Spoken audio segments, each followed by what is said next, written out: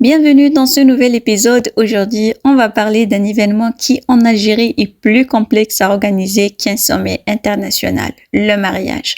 Si vous avez déjà assisté à un mariage algérien, vous savez que c'est une expérience unique, intense et souvent pleine de surprises. L'aventure commence quand une simple demande en mariage devient un feuilleton. Alors voilà, tout commence par une demande en mariage. En théorie, c'est simple. Un garçon aime une fille, il va la demander en mariage. Mais en Algérie, non. C'est tout un processus diplomatique. Déjà, la famille du prétendant doit choisir une bonne journée pour aller faire la demande. Pas un vendredi, jour de prière. Pas un dimanche, ça porte malheur apparemment. Pas un jour où il pleut parce que ça peut être un mauvais présage. Bref, après 3 mois de calcul astronomique, il fixe enfin une date. Le jour J. Toute la famille de futurs mariés débarque chez la future mariée. Et là, attention, ce n'est pas juste papa, maman et le fiston. Non. C'est toute une délégation. Les tantes, les oncles, la grand-mère, parfois même les voisins pour assister à l'événement. Et bien sûr, tout le monde est habillé comme pour un gala. Même la tante qui n'a pas mis de talons depuis 10 ans arrive avec des chaussures qui font clic-clic sur le carrelage. Les négociations plus sérieuses qu'un contrat de travail. Bon, maintenant que tout le monde est assis, place aux négociations. Parce que oui, un mariage algérien, c'est aussi une affaire de business. On commence par le prix de la dot, le mohr. Alors là, chacun a son avis. La grand-mère du côté du marié, on donne 10 000 dinars et un montant, c'était comme ça à notre époque. La maman de la mariée à son tour, ça c'était au temps de la colonisation. Aujourd'hui, c'est minimum 8 000 dinars, un bracelet en or et un téléphone dernier cri. Et le papa de la mariée qui veut éviter la guerre. Écoutez, trouvons un compromis. Finalement, après 3 heures de débat, ils tombent d'accord. Mais ce n'est que le début. L'organisation, une logistique militaire. Une fois la demande acceptée, place aux préparatifs. Là, les familles se transforment en véritable agence événementielle. Les salles de fête sont réservées 1 an à l'avance, les robes commandées 6 mois avant et la liste des invités devient un document officiel avec plusieurs versions mises à jour chaque semaine. Et puis, il y a le problème des invitations. Ce moment où chaque famille se bat pour ajouter ou supprimer des noms.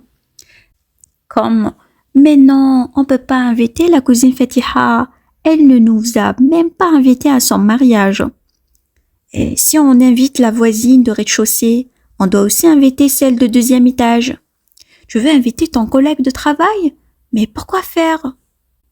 Bref, à la fin, il y a toujours 500 invités minimum. Même si la salle peut contenir 300 personnes, on trouvera toujours une solution magique pour caser tout le monde. Le jour J, les petites histoires qui font tout. Le grand jour arrive et là, c'est le chaos organisé. La mariée est debout depuis 6 heures du matin pour aller chez la coiffeuse qui a déjà 5 autres mariés avant elle. Elle arrive avec un regard de zombie, espérant juste que son maquillage ne fasse pas d'elle une autre personne. Pendant ce temps, les familles sont déjà en mode panique. Où est le traiteur? Le DJ n'a pas encore mis la musique? Mais où est passé le marié? Le marié, lui, est souvent en retard. Pourquoi? Parce qu'il a oublié ses chaussures, ou parce qu'il ne trouve pas ses boutons de manchette, ou parce que ses amis l'ont kidnappé pour un dernier café avant le mariage. Et quand enfin tout le monde est là, la fête commence. Mais bien sûr, rien ne se passe sans quelques moments cultes. Le premier problème technique du DJ, il met une chanson triste au lieu d'une chanson joyeuse et tout le monde le regarde de travers.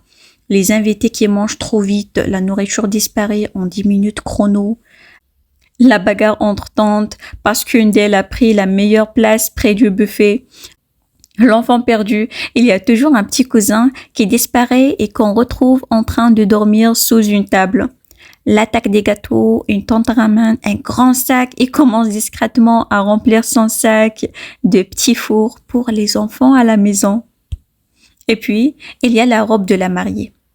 Cette fameuse robe sur laquelle tout le monde donne son avis. La grand-mère, c'est trop moderne, on dirait une robe européenne. La cousine fashionista, oh mon Dieu, c'est magnifique. Les tantes jalouses, ouais. Moi, j'avais une plus belle robe à mon mariage. Et la fin de la soirée, les derniers souvenirs. À minuit, les enfants dorment sur les chaises, la musique est toujours à fond et les derniers invités ne veulent pas partir. Les parents, eux, commencent à faire des signes discrets. Bon, il se fait tard. Mais rien n'y fait. Les tantes continuent de danser et la mariée rêve juste d'enlever ses chaussures. Et là, à 2 heures du matin, c'est le moment de l'ultime épreuve, le départ de la mariée. Les pleurs commencent, la maman de la mariée pleure, les tantes pleurent, les petits cousins pleurent, même une voisine qui n'a rien à voir avec la famille verse une larme. Et la mariée, qui a déjà du mal à marcher avec sa robe, doit maintenant essayer de rentrer dans la voiture sous une pluie de Allah Ibarak. Le marié, lui, est déjà dans la voiture au monde. Dépêchons-nous avant qu'elle ne change d'avis. Et le lendemain matin, les deux familles se réveillent en se disant « c'était magnifique ». Et voilà, c'était un petit résumé du mariage algérien en aventure. Inoubliable. Si vous avez déjà assisté à un mariage en Algérie, racontez-moi vos anecdotes et si vous préparez le vôtre, bon courage. À très bientôt pour un nouvel épisode.